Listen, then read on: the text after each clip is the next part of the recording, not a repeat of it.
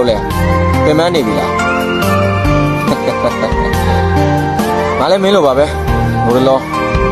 စိတ်ညစ်မှုတွေအစမပြေမှုတွေဝန်းကျက်မှုတွေနဲ့စုံလို့ပါပဲမင်းလည်းစိတ်ညစ်လို့တော့ရတယ်ဒါပေမဲ့စိတ်တကြနေလို့တော့မရဘူးငါတို့လူဘဝရေးဆိုတာကရုပ်တရုပ်တရုပ်လိုမျိုးပဲရုပ်တရုပ်တရုပ်ကောင်းကောင်းကနိုင်ဖို့အတွက်ကာကျိုးတွေစုံလင်မှုလိုအပ်တယ်ကျိုးတွေမပြတ်တတ်ဖို့လိုအပ်တယ်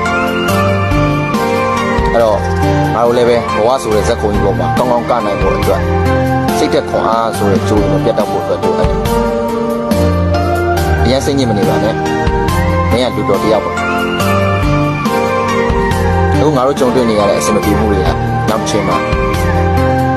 ကြီးကြဟာသားလေးတွေဖြစ်လာမှာကွာစိတ်ဓာတ်တော့မကြနဲ့ fighting